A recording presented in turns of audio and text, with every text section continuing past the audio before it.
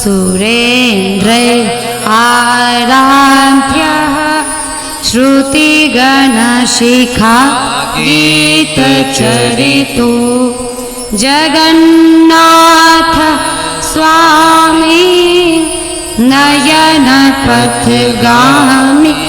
भवतु मे रथारूढो गच्छन् पथि मिलितभूदेव पटलैः स्तुतिप्रादुर्भावं प्रतिपदमुपाकर्ण्य सदयः दयासिन्धुर्बन्धुः सकलजगतां सिन्धुसुतया जगन्नाथ स्वामी नयनपथगामी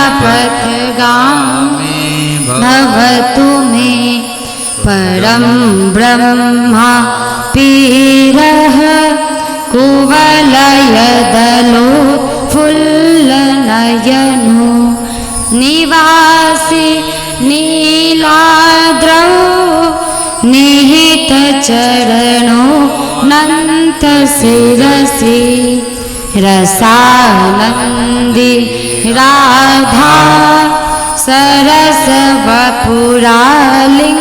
सरसवपुरालिङ्गनसुखो जगन्नाथ स्वामी नयनपथगामी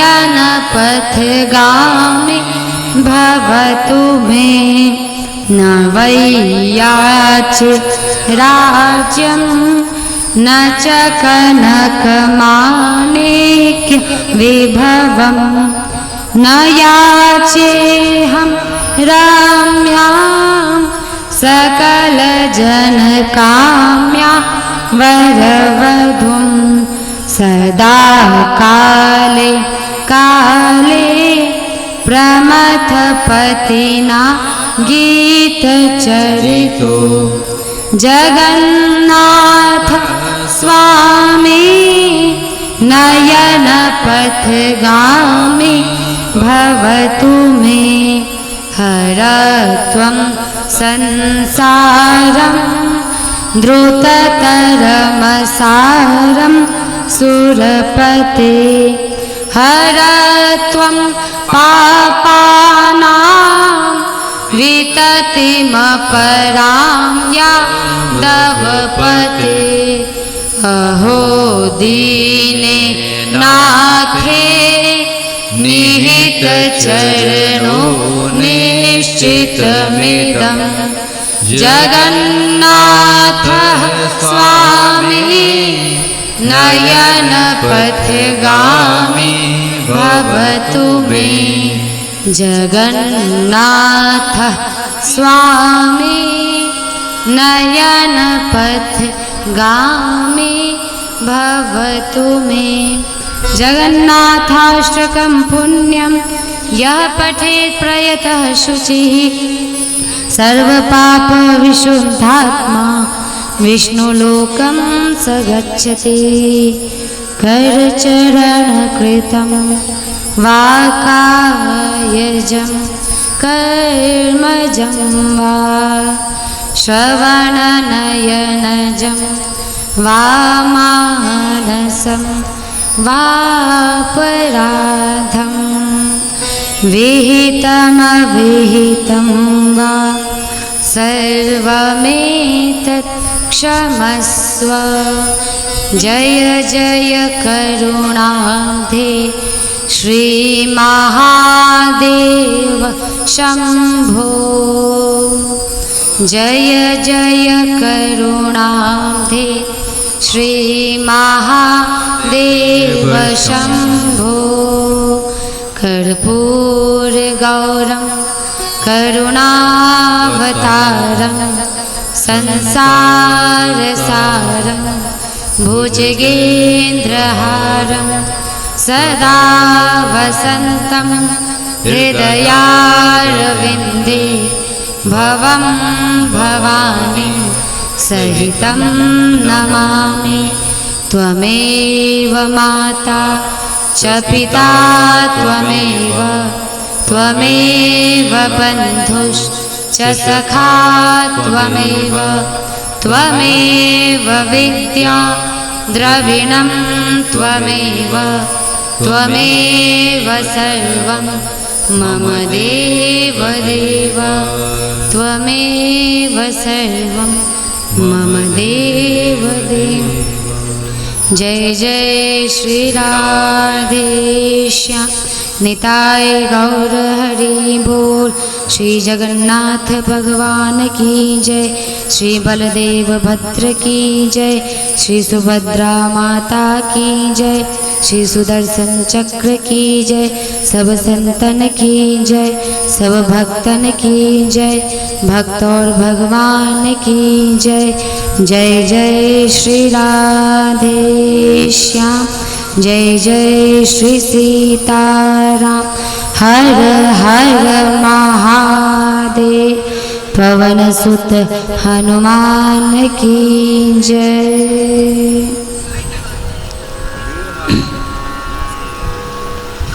तो आज हम सब कथा के अंतिम दिन में प्रवेश करने जा रहे हैं। सप्तम दिवस में ऐसा माना जाता है कि जो व्यक्ति प्रथम द्वितीय तृतीय चतुर्थ पंच अथवा षष्ठम दिवस में ना आए, अगर वो सप्तम दिवस आकर श्रीमद् भागवत कथामृत रस का पान करता है तो उसे बाकी जो शेष दिन उसने वो जो कथा नहीं सुनी थी उस कथाओं का भी उसे फल मिल जाता है। इसलिए प्रयास करना चाहिए कि अंतिम दिन जो भी हम हैं, अगर हमारे कर्णों में ये बात आई है कि श्रीमद् भगवत कथा का आयोजन कहीं भी हुआ हो तो निश्चित ही अंतिम दिन हमें सुनना चाहिए और सुनकर आधा उठना नहीं चाहिए, क्योंकि अंतिम दिन का प्रसाद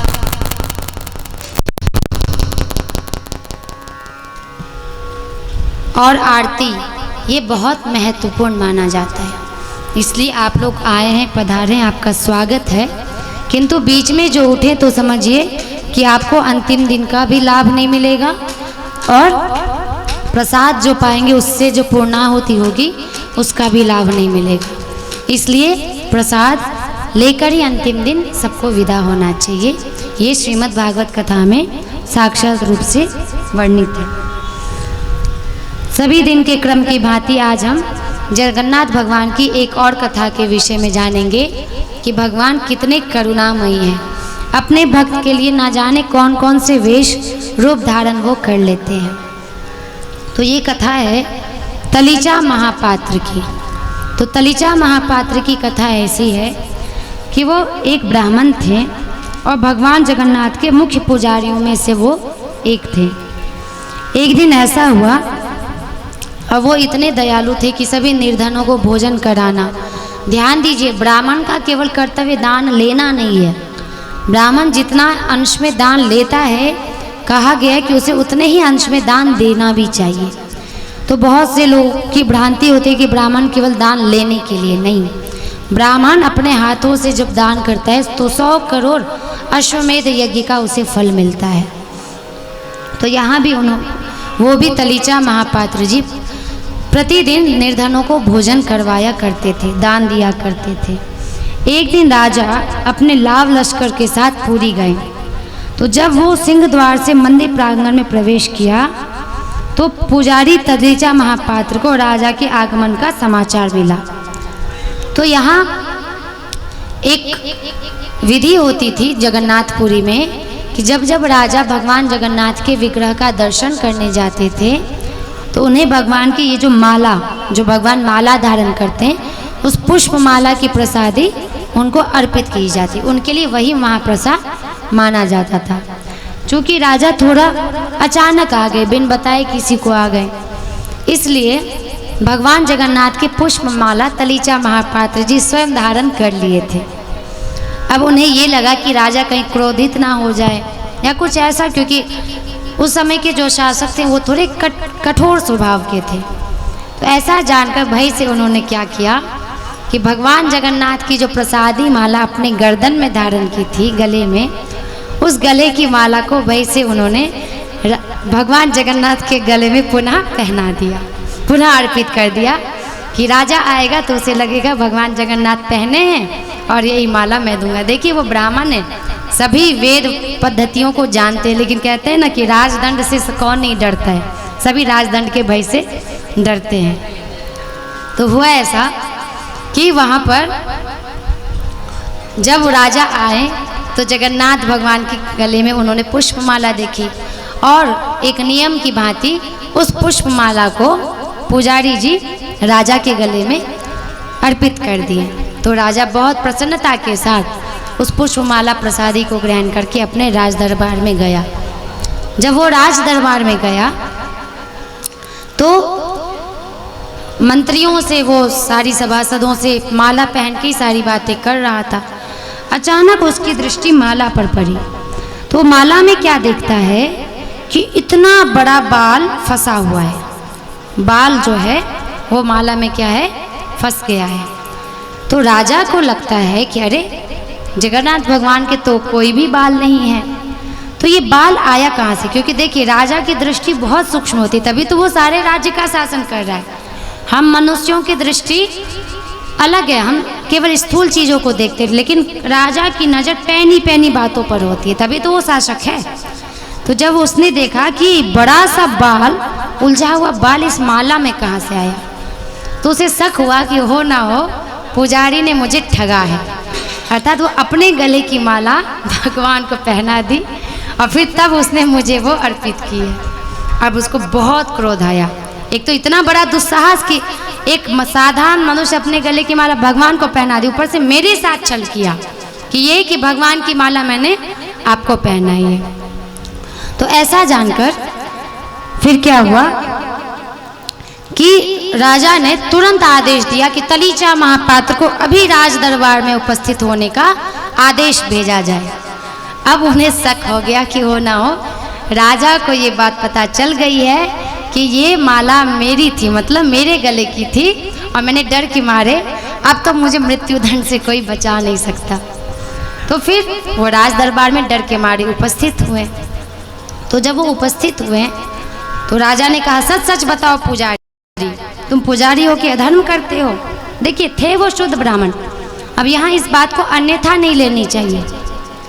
भगवान नियम पद्धतियों का, कर्म कांडों का निश्चित विधान करने के लिए हमें कहते हैं, लेकिन जब भक्त एक भाव से भगवान को कुछ भी अर्पित करता है तब वो स्वीकार कर लेते हैं। इसका तात्पर्य ये नहीं कि हम पुजारी बन गए और हम भगवान का कुछ ख्याल नहीं रख रहे हैं, समय पर उनको भोग नहीं लगा रहे हैं, समय पर उनको माला अर्पित नहीं कर रहे हैं, समय पर उनको चंदन अर्पित, जो उनकी विधि है पूजा की विधि, अगर वो हम नहीं करते हैं तो हमारा प्रमाद है।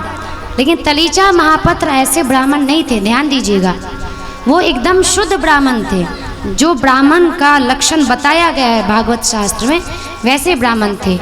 किसी चीज़ का सेवन नहीं, त्रिस समय संध्या वंदन करते थे, निर्धनों को भोजन करवाते थे और हमेशा जगन्नाथ भगवान का भजन कीर्तन करते रहते थे। ऐसे भक्तों पर भगवान दया करते हैं, ढोंगियों पर नहीं। ध्यान दीजिएगा, अगर उसी जगह पर कोई ढोंगी होता, अगर ये दुर्व्यवहार करता तो भगवान निश्चित उसको स्वयं राजा के हाथों दंड दिलवाते। तो दोनों में अंतर है। इसलिए कभी कभी हम भक्तों का नाटक करने के चक्कर में भक्त तो नहीं बन पाते हैं, लेकिन भक्तों के अनुकरण करने के चक्कर में हम गलती कर बैठते, पाप कर बैठते। उस बात का ध्यान करना चाहिए कि पहले हम योग्यता तो वो प्राप्त कर लें। क्या हमारा हमेशा चिंतन, उस समय ऐसा क्यों हुआ था ध्यान दीजिएगा, क्योंकि पुजारी जी जगन्नाथ जी के विग्रह को दर्शन करने में इतने मग्न हो गए थे कि उन्हें इस बात का ध्यान ही नहीं रहा कि राजा आ रहा है, अर्थात वो तल्लीन हो गए थे उनके मुखार विंद के रसपान में। उस पुजारी की बात नहीं हो रही है कि जो भगवान को 10-10 बजे 8-8 बजे जो पट ही खोलता है भगवान का, खुद 6-7 बजे उठता है सुबह में, वो तो ढोंगी है। वो तो समझिए एक व्यापार बना के रखा है कि मंदिर में कुछ भी चढ़ावा चढ़ेगा तो हमारे परिवार का पालन पोषण होगा। ऐसे भक्तों की रक्षा भगवान नहीं करते, ये बहुत शुद्ध भक्त थे। तो हुआ यूं कि राजा ने बोला कि दरबार में उपस्थित हो। अब ये डर के मारे उपस्थित हो गए। तो राजा ने बोला कि सच सच बताओ, ये जो मेरी गर्दन में माला है ये तुमने अपने गर्दन से पहनाई ना? ये तो जगन्नाथ जी के तो बाल हो ही नहीं सकते। इस माला में मुझे बाल उलझा हुआ मिला और मैंने देखा है जगन्नाथ जी के तो कोई बाल है ही नहीं, तो निश्चित ही ये तुम्हारी माला है। उन्होंने कहा कि ये आप कैसे कह सकते कि जगन्नाथ जी के बाल नहीं है? जगन्नाथ जी के साक्षात घुंघराले घुंघराले बाल हैं। आपको दर्शन करने में धोखा हुआ होगा कि उनके बाल नहीं है। तो जब ऐसा वो कहते हैं तो राजा को लगता है कि नहीं, ये ना मेरे साथ धूर्तता करे, चलो इसको इसी की भाषा में उत्तर देते हैं। कहते ठीक है, कल प्रातः काल भगवान का पट खुलने से, जैसे ही भगवान का पट खुलेगा सबसे पहले मैं आऊँगा भगवान का दर्शन करने। आप भी नहीं मंदिर में प्रवेश करेंगे, मैं करूँगा, अर्थात हम दोनों साथ में करेंगे प्रवेश। तब अगर भगवान के बाल मुझे मिले तब तो आपको मृत्यु दंड नहीं दिया जाएगा और ना ही देश से निष्कासित किया जाएगा। अगर भगवान के बाल मुझे देखने को नहीं मिले तो निश्चित ही आपको, आप ब्राह्मण हैं तो आपको मृत्यु दंड तो नहीं दिया जाएगा, लेकिन इस देश से अपमानित करके चारों नगर में भ्रमण करवाते हुए गधे पर बिठा के आपको निष्कासित किया जाएगा। सोचिए, एक ब्राह्मण के लिए इससे बड़ा अपमान क्या हो सकता है? वो मृत्यु से भी भयंकर है। तो इस प्रकार अब तलीचार महापात्र को तो पता था कि भगवान जगन्नाथ के देखिए बाल है, कहीं बाल है नहीं है। अब वो भगवान जगन्नाथ को कहते, हे प्रभु, मैं तो बहुत बड़ा धर्म संकट में फंस गया। मैं तो ये सोचा कि राजा मेरे पर क्रोधित ना हो, इसलिए जल्दी से मैंने अपनी माला आपकी गर्दन में पहना के उसको दे दी। अब पुनः वो मुझ पर क्रोधित हो गया है। अब तो वो मुझे सारे नगर में भ्रमण करवाएगा और मुझे अपमानित करके निष्कासित करवाएगा। हे प्रभु, इससे अच्छा कि मैं विष खाकर मर जाऊं। मैं ऐसा अपमान सहन नहीं कर सकता, क्योंकि जीवन भर मैंने आपकी शुद्ध भक्ति से पूजा अर्चना की है, एक भी पूजा पद्धति का मैंने उल्लंघन नहीं किया। आज मेरे से ना जाने कितना बड़ा अपराध हो गया। मैं अपना अपराध स्वीकार करता हूँ, मुझे इतनी बड़ी गलती नहीं करनी चाहिए थी। तो वहाँ देखिए, उन्होंने अपना अपराध भी स्वीकार किया और उन्होंने कहा कि यदि आप हम सबके जगन्नाथ हैं, दीन बंधु हैं, तो जरूर आप कुछ चमत्कार करेंगे ही करेंगे। हे प्रभु, या तो मेरी रक्षा कीजिए, या नहीं तो प्रातः अगर राजा को ये बात की पता चली कि आपके बाल नहीं हैं तो निश्चित ही मैं विष खाकर अपने प्राण दे दूंगा, ऐसा अपमानित होने से पहले। तो जैसे ही ये कहते कहते रोते रोते अब अश्रुधारा उनकी बहे जा रही है, भगवान से करुण पुकार लगाए जा रहे हैं। रोते रोते उनकी नींद आ जाती है, अर्थात वो स्वप्न में चले जाते हैं। तो स्वप्न में प्रकट होकर भगवान कहते, तुम इतने भयभीत क्यों हो? मेरी सेवा करने के पश्चात तुम्हें कोई भय नहीं होना चाहिए। जब तक मैं इस नीलाचल धाम में विराजमान हूँ, यह राजा तुम्हारा क्या बिगाड़ सकता है? चाहे 10 लाख राजा ही क्यों ना हो, वे तुम्हें कोई हानि नहीं पहुँचा सकता। तुम ऐसा क्यों सोचते हो कि मेरे केश हैं? क्या मैं गंजा ही पैदा हुआ था?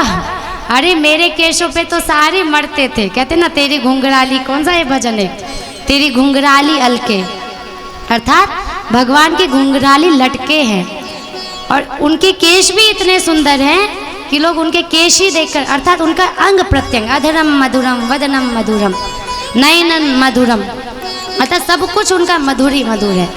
तो भगवान ने कहा, मेरे तो केश इतने सुंदर हैं और तुम कहते हो मैं टकला हूँ, मैं गंजा हूँ। अरे ये तुमने भ्रांति कहाँ से पाली? सचमुच मेरे केश है। तो ऐसा कहकर पुजारी जी जब ये स्वप्न हो जाता है उनका, तो उनकी ब्रह्म मुहूर्त में नींद टूटती है। अब उनको पता चल गया कि निश्चित ही भगवान कुछ करने वाले हैं। अब जैसे ही मंदिर का पट द्वार खुलता है तो वहाँ पर पुजारी जी क्या देखते हैं, इतने बाल नहीं, भगवान के कमर तक, मतलब जो भगवान है इनके पूरे यहाँ तक बाल लटक रहे हैं। जितने बड़े भगवान उतने बड़े उनके बाल घुंघराले घुंघराले लटक रहे हैं। सच्ची घटना है ये, सच्ची घटना है, सच मानिए, काल्पनिकता नहीं है। पूरे उसमें शरीर में उनके बाल ही बाल दिखाई दे रहे भगवान की, खूब घुंघराले बाल, घने घने बाल। अब पुजारी जी तो खुशी से नाचने लगते, कहते अब आने दो राजा को, अब कौन सा राजा मेरा क्या बिगाड़ सकता है, देखते हैं। तो ऐसा करते हुए वो खूब जोर जोर से भगवान नाम का संकीर्तन करने लगते हैं। जब राजा आता है तो दर्शन करने आता है तो देखता अरे भगवान के इतने घने घुंघराले बाल कहाँ से आ गए। पुनः राजा को शक होता है, हो ना हो ये पुजारी जिन्हें जरूर गोंद से, नकली बाल भी तो आता है, गोंद से भगवान का चिपका दिया होगा नकली बाल, हो ना हो ये जरूर ऐसी बात है। तो बोला कि पुजारी जी क्या आपने गोंद से तो नहीं चिपकाया है ना। तो उन्होंने कहा महाशय नकली बाल और असली बाल में फ़र्क होता है, आप चाहें तो खुद स्पर्श करके देख लें। तो राजा ने स्पर्श किया। तो जब उसने स्पर्श किया तो उसे लगा तो असली बाल, लेकिन आजकल कहते ना बाल काट के वो नकली बाल भी असली बाल ही जैसा लगता रहता है। तो उन्होंने क्या पता ये असली बाल भी हो लेकिन नकली बाल है लेकिन असली बाल जैसा दिख रहा हो। तो जोर से उन्होंने एक मुट्ठी में केश को भरा, इतना जोर से खींचा कि वो बाल टूट गया और धर धर धर धर भगवान का खून निकलने लगा। खून से लथपथ भगवान का पूरा मस्तक हो गया। अब ये देख के सीधे राजा अचेत बेहोश, बोला कि हे प्रभु मुझसे कितना बड़ा अपराध हो गया, मैं कितना बड़ा मोड़ हूँ, मुझे क्या पता कि आप अपने भक्त के लिए कोई भी रूप धारण कर सकते हैं, कोई भी रूप धारण कर सकते हैं, वामन रूप धारण कर सकते हैं, नृसिंह रूप धारण कर सकते हैं, मत्स्य अवतार, ना जाने कितने अवतार आपने केवल भक्तों के लिए ग्रहण किया, तो आप साधारण सा बाल नहीं ला सकते, मुझसे बहुत बड़ी भूल हो गई। फिर वो पुजारी जी के सामने क्षमा याचना मांगते हैं कि हे पुजारी जी मुझसे बहुत बड़ी भूल हो गई, आप सच में भगवान के शुद्धतम भक्त हैं, और जो भगवान के शुद्धतम भक्त होते हैं भगवान उनका एकमात्र भाव देखते हैं, कर्म कांड कोई नियम विधि नहीं देखते। भगवान ने उनके पुष्पमाला स्वीकार कर ली थी पहले ही, क्योंकि वो उनके शुद्ध भक्त थे। तो इस प्रकार जैसे ही वो सब बातचीत कर रहे थे तो बातचीत के क्रम में राजा ने कहा था कि यदि भगवान के बाल आए, मुझे मिले भगवान के बाल, तो मैं आपको स्वर्ण से, हीरे से, जवाहरात से, सबसे बिल्कुल एकदम भर दूंगा। और उन्होंने अपना वचन पूरा किया, धन धान्य का पुजारी जी को भंडार कर दिया। ऐसे जैसी बातें हो रही थी कि दोनों फिर जब जगन्नाथ भगवान का दर्शन करते फिर उनके बाल चले गए, केश उनके गायब हो गए, अर्थात वो राजा को शिक्षा देने के लिए वो बात उन्होंने लगाया था भगवान ने। तो इस प्रकार अनेक कथाएं, कितनी कथाएं कहे, जगन्नाथ भगवान जी की अनेक लीलाओं का वर्णन है कि भक्त के वश में कैसे भगवान हो जाते हैं। तो इस प्रकार बहुत सुंदर हर जगह अनंत कथा है। जैसे मैंने आप लोग को केशव दास जी की कथा सुनाई कि जहाँ एक चर्मकार के पैरों तले भगवान आ रहे हैं और अश्रुधारा वो बहा रहे, कह रहे हरि मैं जैसो तैसो तेरो। तो केवल एकमात्र भगवान हमसे यही अपेक्षा रखते कि हे मनुष्य, इस पूरे संसार में ये सब माया जाल है, ये सब झूठे नाते के कुटुंबी संबंधी हैं, तुम बस मुझसे प्रेम करो, एक बार मुझसे तो प्रेम करो। जैसा प्रेम तुम अपने पुत्र से करते हो, पत्नी अपने पति से करती है, पति अपने पत्नी से करता है, जैसा प्रेम संबंधी कुटुंबी एक दूसरे से करते हैं, वैसा मुझसे तो करके देखो। मैं हमेशा के लिए तुम्हारा था, बस तुम मुझे भूले हुए हो। बार बार उपनिषद का वो मंत्र मैं दोहराती हूँ, द्वा सुपर्णा सयुजा सखाया, अर्थात इस सृष्टि में ये कुछ भी नहीं है, ये केवल हमें दृश्य मात्र दिखाई दे रहा है कि ये हमारे परिवार, ये बंधु, ये पिता, ये पुत्र, काते कांता कस्ते पुत्र, संसारोयम अतीव विचित्र, कस्य त्वं कः कुतः आयात, तत्त्वं चिन्तय यद इदं भ्रांत। कौन पत्नी है, कौन पति है, कौन माता है, कौन पिता है, ये सब भ्रांति मात्र है। क्योंकि आप सब अनुभव कीजिए, क्या मृत्यु के पश्चात जिस व्यक्ति की मृत्यु होती है उसके लिए तो उसके परिवार वाले रोते रहते हैं। नहीं, सच बताइए, क्या मृत्यु के पश्चात हमें अपना पिछला जन्म याद रहता है? बताइए, क्या हमें याद है कि पूर्व जन्म में हम क्या थे, हमारे कौन माता थे, कौन पिता थे, कौन भाई थे, कोई नहीं रहते हैं, लेकिन एक हमेशा याद रहते, वो कौन? ईश्वर भगवान। तो तात्पर्य, सब एक दिन छूटने वाले हैं और हम भी सबको एक दिन विस्मृत करने वाले हैं। तो अभी से इस वैराग्य भाव में हम क्यों ना जिए? हमारे एकमात्र संबंधी कौन है? भगवान है। तो आइए एक बहुत प्यारा भजन सुनते हैं संत जी के मुखारविंद से। भगत के बस में है भगवान, भगत के बस में है भगवान। भक्त बिना ये कुछ भी नहीं है, भक्त बिना ये कुछ भी नहीं है। भक्त है की जान, भगत के बस में है भगवान, भगत के बस में है भगवान।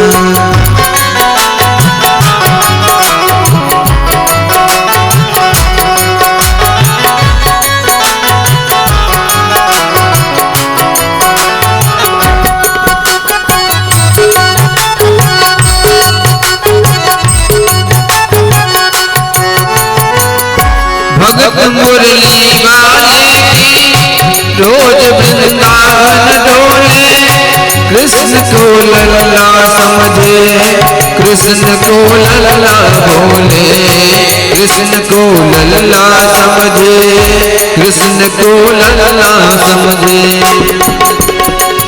श्याम के प्यार में पागल हुई वो श्याम दीवानी, अगर भजनों में लागे छोड़ दे दाना पानी, अगर भजनों में लागे छोड़ दे दाना पानी। प्यार करत मौला भी उससे, प्यार करत मौला भी उससे, अपने पुत्र समान। भगत के बस में है भगवान, भगत के बस में है भगवान।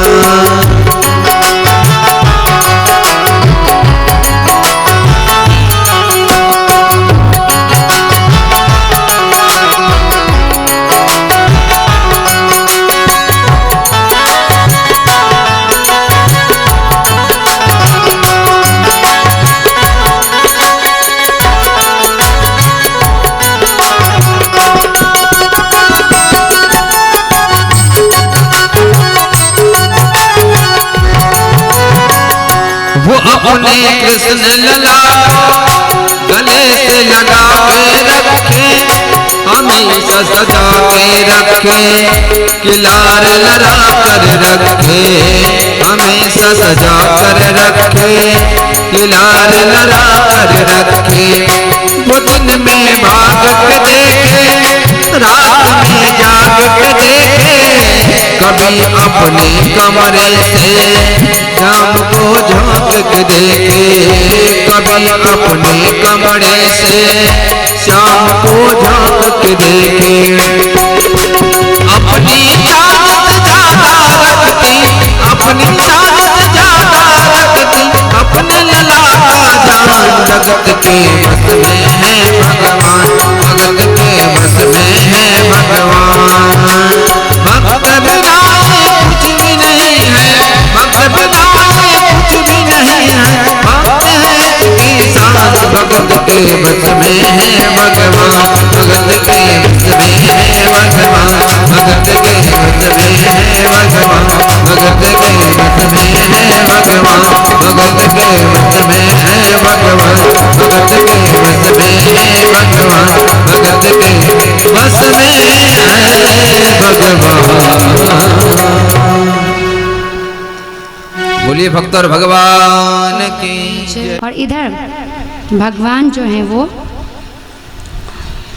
श्री कृष्ण रुक्मिणी का विवाह होता है और रुक्मिणी जी के साथ प्रद्युम्न जी का जन्म होता है। अर्थात ये प्रद्युम्न जी हैं कौन, पहले इसको जानिए कि जब महादेव जब सती जी जब अपने शरीर को अग्नि में समर्पित कर दी थी, अपनी योगाग्नि से जब वो शरीर का त्याग किए थे, तब महादेव घोर तपस्या में विलीन हो गए थे और उनको केवल वैरागी ही बने रहने की इच्छा थी। लेकिन विधि का विधान है कि कभी भी प्रकृति और पुरुष ये अलग नहीं हो सकते। प्रकृति पुरुष के मिलने पर ही ये संपूर्ण सृष्टि स्थिर रहती है।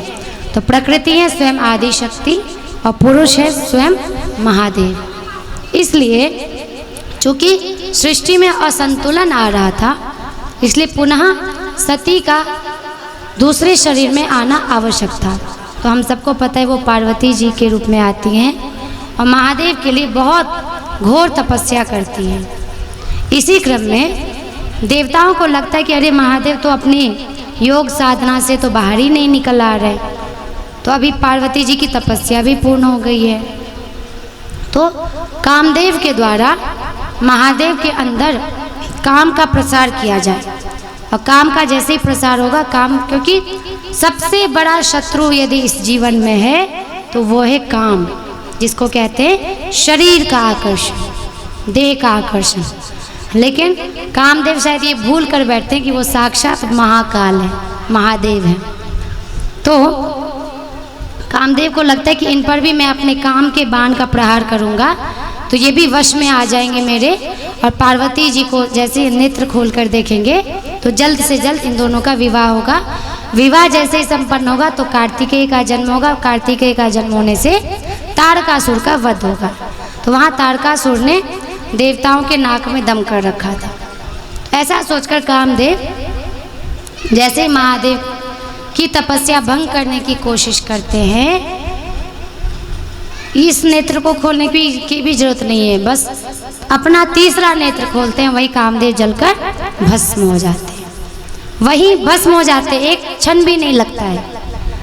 तो यहाँ पर एक प्रेरणा है कि यदि हमें अपने काम को कंट्रोल करना है, अपने काम, क्योंकि काम तो इतना मान लीजिए कि यदि काम विकार की आवश्यकता केवल एक ही प्रसंग में आता है, वो है संतानोत्पत्ति में। अगर इसके अलावा यदि हम काम का आवाहन करते हैं या काम का पोषण करते हैं तो सत्य मानिए वो निश्चित पतन का कारण होता है, निश्चित, भौतिक से लेकर आध्यात्मिक पतन का। उसके बाद ना जाने कितनी नरकों की यातनाएं सहनी पड़ती है इस काम के आकर्षण में आकर, और ना जाने कितने लाख योनियों में हमें भटकना पड़ता है। इसलिए बार बार कहा जा रहा है कि काम एष क्रोध एष, काम से उत्पन्न जो क्रोध होता है अर्थात वासना से उत्पन्न जो क्रोध है और स्वयं जो काम है वो सबसे ज़्यादा खतरनाक है। चाहे स्त्री हो चाहे पुरुष, उनको इस बात का हमेशा ध्यान रखना चाहिए कि कभी भी किसी भी स्त्री पुरुष के आकर्षण में नहीं आना है। अगर गृहस्थी में है तो केवल पत्नी के साथ, वो भी मात्र संतानोत्पत्ति, क्योंकि एक विधान है, आप पढ़ेंगे शास्त्रों में कि कहा जाता है कि 50 वर्ष के बाद 50 जैसे हो जाता है तो 50 के बाद क्या बोलते हैं, 51, क्या बोलते हैं, 51, 51 अर्थात 51 मतलब एक और वन मतलब वन की ओर अकेले प्रस्थान करना चाहिए। वन की ओर क्यों प्रस्थान करते हैं, अर्थात वानप्रस्थ में जाना चाहिए, जहाँ पूर्ण ब्रह्मचर्य का पति पत्नी दोनों के साथ मिलकर पालन होता है, पूर्ण ब्रह्मचर्य का। लेकिन आज देखिए 60 वर्ष के हो जाते हैं, 70 वर्ष के हो जाते हैं तो भी उनकी वासनाएं खत्म नहीं होती, और बेशर्म की भांति कहते रहते हैं कि अरे हमें सुख नहीं मिल रहा है पत्नी से, तो कह रहे, कोई कहता है हमें पति से सुख नहीं, बेशर्म की भांति। जो कि शास्त्र में वर्णित है 50 के बाद पूर्णतः ब्रह्मचर्य में पति और पत्नी को आ जाना चाहिए, पूर्णतः ब्रह्मचर्य में। तो क्या करना चाहिए, क्योंकि ब्रह्मचर्य की शक्ति से ही आप भगवान का भजन कर सकते हैं। सत्य मानिए ये काम इतना बलवान है कि राम को वो भजने नहीं देता है, कभी नहीं भजने देता है। अगर किसी के अंदर काम समाहित है, काम रूपी शत्रु, तो वो भले ऊपर ऊपर से राम कह रहा है लेकिन वो नौटंकी करे, पाखंड मात्र है, इतना समझ लीजिए। जो व्यक्ति 50 के बाद ब्रह्मचर्य में नहीं है तो राम राम कितना भी जप ले, उसके राम किसी काम नहीं आने वाले। तो करना क्या है, राम नाम जप करते हुए काम को परास्त करना है, काम को कंट्रोल करना है। ये शिक्षा हमें शिव जी से मिलती है। तो हम किनकी आराधना करें, अगर हमें काम को परास्त करना है, काम रूपी शत्रु का मर्दन करना है, इसके लिए शिव जी की आराधना करें। वो अगर आप उनके पास कहते हैं कि हे प्रभु, हे भोलेनाथ, आप मेरे अंदर के काम विकार को खत्म कीजिए, देखिए निश्चित खत्म होता है, निश्चित, सत्य मानिए। और दूसरे हैं साक्षात श्री कृष्ण, क्योंकि एक बार कामदेव को अहंकार हो गया था कि अरे मैंने तो नारद जी तक को अपने वश में कर लिया। पता है ना आप सबको ये कथा, जब नारद जी विवाह करने के लिए उद्यत हो गए थे मायावती से, तो भगवान ने उनका बंदर वाला मुंह बना दिया, क्योंकि वो समझ गए थे कि नारद ब्रह्मचारी ही ठीक है, ब्रह्मचारी जो होता है वही भगवान नाम का प्रचार अच्छे से कर सकता है। तो फिर बंदर का मुंह बना दिया था। तो स्वयंवर में गए तो सब उनको देख के हंस रहे और राजकुमारी तो उनको उनके तरफ देख भी नहीं रही है। फिर जब कुएं के जल में वो देखते तो कहते अरे मेरा तो बंदर वाला मुंह है। तो वहीं उनको श्राप भी मिलता है कि जैसे मैं इस वियोग में भटका हूँ वैसे ही आप भटकेंगे। तो फिर श्री राम अवतार में सीता जी के वियोग में कुछ ऐसी कथा है। तो काम को ये अहंकार हो गया कि मैं तो नारद जी जैसे ब्रह्मर्षि को परास्त कर दिया। तो पूछा नारद जी से, नारद जी आपको तो मैंने परास्त कर दिया, कोई ऐसा योद्धा है जिसको मैं हरा सकूं या जो मेरे बराबर का हो? अच्छा, तुम्हें बराबर का योद्धा चाहिए, ठीक है। द्वापर युग में भगवान श्री कृष्ण वृंदावन में जब गोपियों के साथ रास लीला का प्रारंभ करेंगे तभी तुम अपना बाण छोड़ना, और बाण छोड़ना देखना उसके बाद कौन जीतता है। तो अभी भी अगर आप वृंदावन जाएंगे तो एक बहुत प्रसिद्ध स्थान है मदन टेर, कभी जाइएगा तो मदन टेर, मदन कहते हैं कामदेव को, टेर मतलब जिसने मदन को टेर दिया, कोई वैल्यू नहीं दिया, उसी को कहते हैं स्थान को मदन टेर, जहाँ पर भगवान ने कामदेव को ऐसे नेग्लेक्ट कर दिया था। तो तात्पर्य जो व्यक्ति रास लीला को एक काम विकार समझते वो बहुत बड़े मूर्खता में है, क्योंकि वहाँ पर कामदेव साक्षात श्री कृष्ण से परास्त हुआ था। तात्पर्य गोपियों का कृष्ण के साथ जो रास लीलाएं थी वो शुद्ध प्रेम की पराकाष्ठा थी। काम एक अलग है और प्रेम एक अलग है, शुद्ध प्रेम एक अलग है, दोनों को कभी एक साथ नहीं जोड़ना चाहिए। और आजकल ऐसा हो गया कि काम को ही प्रेम का स्वरूप बना दिया गया, इसलिए शरीर को संवारते हैं, सुंदर से बनाते हैं, ये नहीं करना चाहिए। तो इस प्रकार जब कामदेव भस्म हो गए तो उनकी पत्नी है रति, वो महादेव से अनुनय भी नहीं करते, मैं तो वैधव्यता को प्राप्त हो गई, लेकिन देवी देवताओं को ये आशीर्वाद प्राप्त है कि सभी सर्वदा सौभाग्यवती रहेंगी, तो मैं तो वैधव्यता को प्राप्त हो गई, कृपया मुझे आशीर्वाद दे कि फिर से इनका जन्म कैसे होगा। तब महादेव ये आशीर्वाद देते हैं कि द्वापर युग में ये साक्षात श्री कृष्ण के पुत्र बनकर आएंगे, और वही पुत्र रुक्मणी जी के गर्भ में आते हैं जिनका नाम होता है प्रद्युम्न।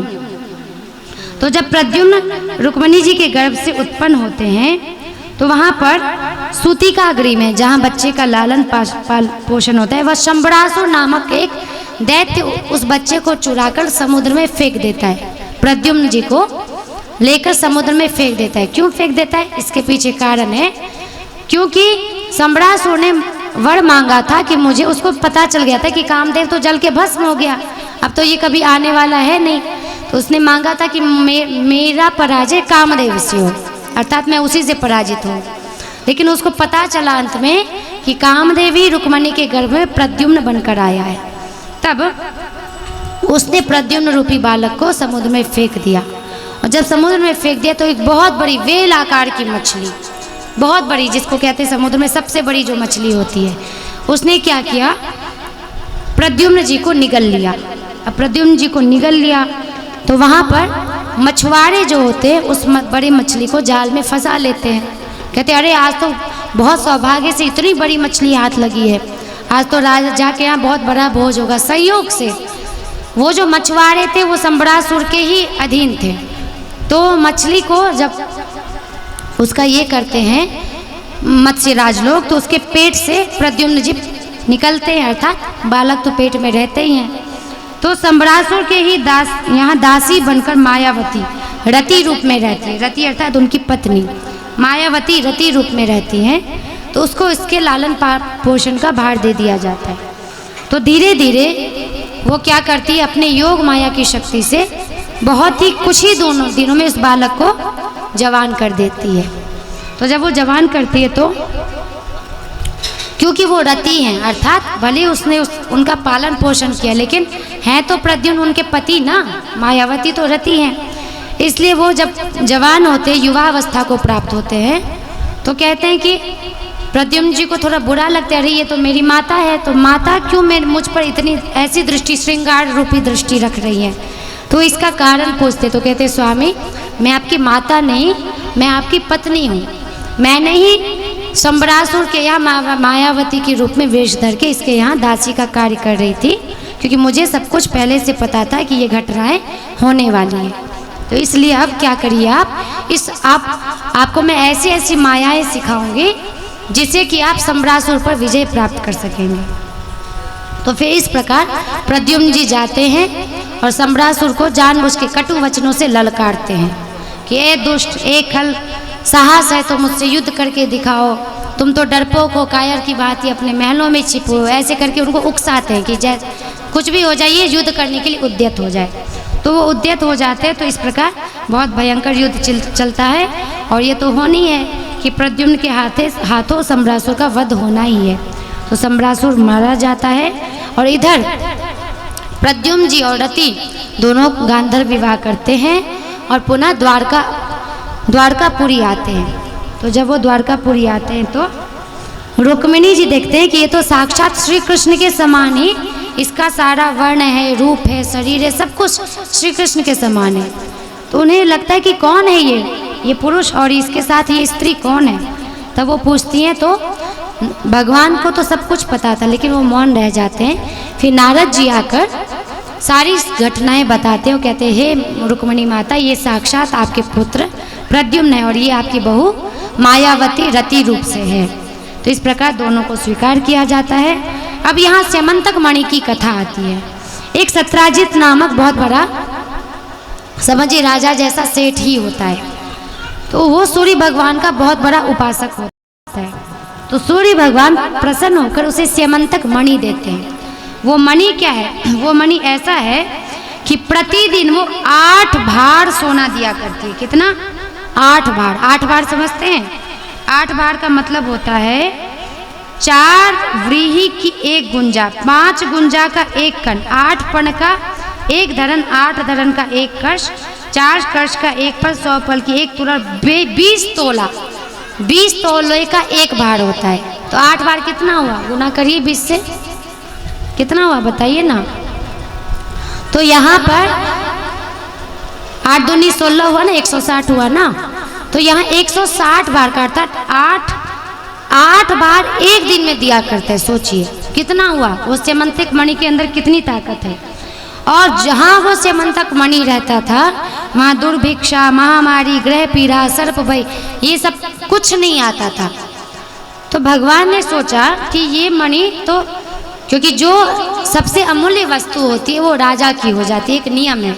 जैसे आप यहाँ भी देखिए कि जहाँ पर सरकारी एक खादान मिलता है, तेल का कुछ, पेट्रोलियम का कुछ भी मिलता है, तो वो ज़मीन किसके हाथों में चली जाती है? सरकार के हाथों में, चाहे वो मनुष्य का ही क्यों ना हो, सरकार उसे ले लेती है। एक नियम है, क्योंकि सरकार के लेने से वो संपूर्ण देश का फिर वो कल्याण करते हैं।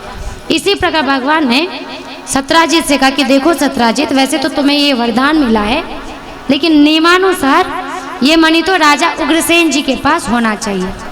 तो सत्राजित जी ने कहा नहीं नहीं, ये मेरे पुरुषार्थ का फल है, मेरे तपस्या का फल है, मैं नहीं दूंगा। ठीक है, मत दो। तो एक दिन क्या होता है, सत्राजित का भाई प्रसेन उसी मणि को गले में धारण करके शिकार खेलने के लिए वन में चला जाता है। वहाँ उसको एक बहुत खतरनाक शेर जो है उसको, उसकी हत्या करके वो मणि से अपने मुख में रख लेता है। लेकिन सत्राजित को ये शक होता है कि हो ना हो जरूर ये मणि जो है कृष्ण ने चुराई होगी। क्यों? क्योंकि कृष्ण भगवान ने एक बार कह दिया था कि उग्रसेन के, मतलब राजा के पास जो राज्य की अमूल्य निधि है वो राजा के पास होना चाहिए, आप दे दो। तो वो पूरे नगर में ये झूठा कलंक फैलाने लगता है कि हो ना हो ये मेरी मणि कृष्ण ने चुराई है और मेरा भाई भी ना जाने कहाँ लापता होगा, जरूर मेरे भाई को मार दिया गया और वो कृष्ण ने वो मणि चुरा के अपने पास रख लिया। तो यहाँ ध्यान दीजिए कि झूठा कलंक, ध्यान दीजिएगा। 2 बात अभी देखिए, सत्राजित कितना लज्जित होने वाला है। तो भूल कर भी यदि हमें कोई बात पता ना हो तो हमें किसी पर कलंक नहीं लगाना चाहिए। और आजकल तो एक गॉसिप एक बहुत बड़ा ट्रेंड चल गया है कि जो मेन व्यक्ति है उनसे ना पूछ के, भाई आपको सत्य जानना है तो जो मुख्य है उनसे ही जाके पूछ लीजिए सत्य क्या है। नहीं, अपने मन से तर्क वितर्क लगाएंगे, अच्छा ऐसे है तो ऐसे कैसे हुआ, ऐसे है तो ऐसे कैसे हुआ। तो कभी भी किसी पर झूठा कलंक नहीं लगाना चाहिए। और भगवान ने इस कथा से ये प्रेरणा दी कि अगर हम पर झूठा कलंक लगता है तो हमें उसका निदान करना चाहिए।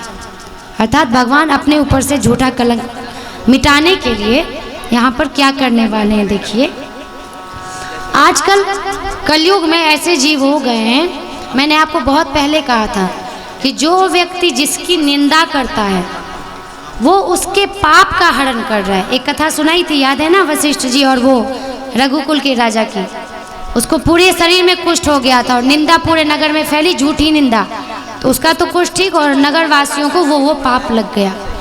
तो निंदा और झूठा कलंक भूल कर भी किसी पर ना लगाए, क्योंकि अभी मुझे एक यहाँ सुनने को मिला है कि अभी इतना लोग बड़ा आयोजन देख रहे हैं। खैर अभी तो ये ऋतु के कारण थोड़ा ये कथा इस समय नहीं होनी चाहिए थी, अब जो होती है वो भगवत इच्छा, नहीं तो आप और ज़्यादा संख्या से आप लोग सुनने आते, मुझे विश्वास है। लेकिन अब इतना बड़ा टेंट है, ये है, तो सबको लगता है कि जरूर कोई पैसे वाले ने करवाया होगा। ऐसा नहीं है। यहाँ पर लिखा है आयोजिका गौ माता। क्या लिखा है? आयोजिका कौन है? गौ माता। तो बताइए गौ माता क्यों दिया गया? अगर कोई पैसे वाला ही करवाता उसका नाम दे दिया जाता कि फला आदमी या फला जो भी है व्यक्ति, और वो आपको साक्षात मंच पर दिखाई भी देते। ऐसा क्यों नहीं है? तो मैंने ऐसा सुना है कि एक झूठा प्रचार हो गया है कि ऐसे फला व्यक्ति ने ये आयोजन करवाया। कृपया इस भ्रम में मत रहें। ये साक्षात आयोजिका यहाँ गौ माता है और जगन्नाथ भगवान यहाँ साक्षात श्रोता, मुख्य श्रोता है। ठीक है, ये अद्भुत कथा है। तो यहाँ पर इसलिए मन से ये सामूहिक कथा हो रही है, इसलिए आप लोग को भी क्यों कहा जा रहा है कि आप लोग जो मन पड़े सहयोग दीजिए, क्योंकि 1 महीने के अंदर ही इस कथा का आयोजन किया गया। तो इतना समय नहीं बचा कि यहाँ पर जो आयोजिका गौ माता है और जो भी भक्तगण हैं वो दूसरों से सहयोग मांग पाते, इसलिए जो मुख्य भक्त लोग हैं उन पर ज़्यादा ही एक बर्डन आ गया। तो इसलिए, और यहाँ पर लग रहा है कि वो बड़े बड़े पैसे वाले ने ऐसे करवाया होगा। नहीं, ये सब भ्रांति मत रखिए, ये झूठा कलंक होता है। मेहनत कोई और कर रहा है और आप किसी और का नाम ले रहे हैं, ये गलत बात है। तो इसी प्रकार यहाँ पर भी झूठा कलंक सत्यजीत ने लगाया कि हो ना हो कृष्ण ने ही चुराया होगा। अब क्यों? क्योंकि उन्होंने कहा था उग्रसेन ने। अब ये ऐसा भी होता है कि यहाँ किसी को साथ में देख लिया तो साथ में देखते हुए समझ लिया कि हो ना हो ये इनके साथ है तो जरूर यही होंगे। ऐसा नहीं है, साथ तो बहुत से व्यक्ति हैं। तो कोई तन से साथ होते हैं, कोई मन से, तो कोई धन से, लेकिन अधिकांश तन मन से ही साथ होते हैं। क्योंकि अभी लक्ष्मी सबके पास थोड़ी, अगर जिसके पास भाव है, देखिए यहाँ पर क्या है, जो ज्ञानी होता है अगर वो भक्त बन जाए तो सोने में सुहागा, और जो भक्त है वो ज्ञानी बन जाए तो सोने में सुहागा। ऐसे जो धनवान है वो अगर भक्त बन जाए तो सोने में सुहागा, और जो भक्त है वो धनवान बन जाए तो सोने में सुहागा। अर्थात वो जब भी कार्य करेगा तो धर्म रूपी कार्य करेगा। लेकिन यहाँ कलयुग में ऐसा होता नहीं है, देखने को नहीं मिलता।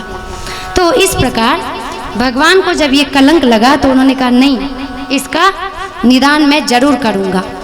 तो इस प्रकार कहते हुए वो गए वन की ओर, कुछ अपने साथ सैनिकों को लेकर, विश्वसनीय योद्धाओं को लेकर वो गए। तो उन्होंने देखा कि एक सिंह जो है वो मरा पड़ा है, और सिंह के आगे एक भालू, जामवंत जिसको कहते हैं, उसके पदों की छाप है। तो वो उसी पद का अनुकरण करते करते करते गए तो उनको एक दिखा कि बहुत बड़ी एक गुफा है। उस गुफा में एक कन्या है जो उस मणि के साथ खेल रही है, उछाल उछाल के, गेंद समझ के, आराम से। तो उस मणि के साथ जो है,